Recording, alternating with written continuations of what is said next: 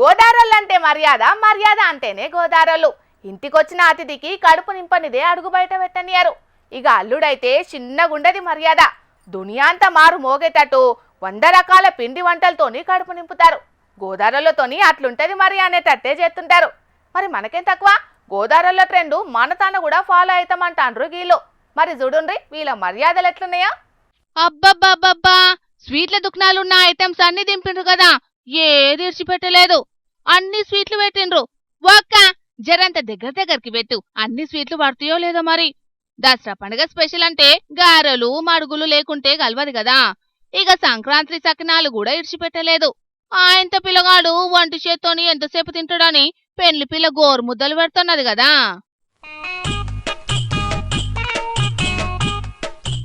వనపర్తి జిల్లా కొత్తకోట కాడ గుంత సురేష్ అన్న కొత్త అల్లునికి 101 తీర్ల వంటకాలతోని మర్యాద చేసిండు. ఏహే, ఎప్పటికీ గీ గోదారోలేనా కొత్త అల్లునికి మర్యాద చేసేది? మనం వాళ్ళకి మించి అనేటట్టే ట్రీట్ ఇచ్చిండు. అన్నోళ్ళ అల్లుడు నిఖిత్ కంచం చూడంగానే కంచమేం తింటున్నది అనే డైలాగ్ వేసుకోవచ్చు. అంతా మంచిగానే ఉన్నది గాని పిల్లగాడు నీసుముట్టాడు కావచ్చు. తెలంగాణ సాంప్రదాయపు వంటలు తలకాయ బోటి కూరలు పెట్టకుండా వార్త చూస్తున్నోళ్లను నారాజ్ చేసిండ్రు. మరి తీర్తీర్ల వంటకాలు పెట్టానని ఎందుకు అనిపించిందో సురేష్ అన్నోళ్ళ ఇంటామె చెప్తాంది. ఇనుండ్రో పారి. 60 రకాల స్వీట్లు, 30 రకాల పిండి వంటలు, 10 రకాల ఆహార రైస్ ఐటమ్స్ చేయడం జరిగింది. దీనికి చిత్రాన్నం, పెరుగన్నం, ఫ్రైడ్ రైస్, జీరా రైస్ ఇలాంటివి చేసి విందు ఏర్పాటు చేయడం అయింది.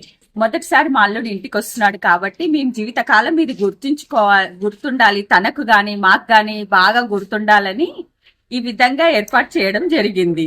ఇంతగానం పెడితే ఎట్లా మర్చిపోతాడక్క? అసలుకే మర్చిపోడు.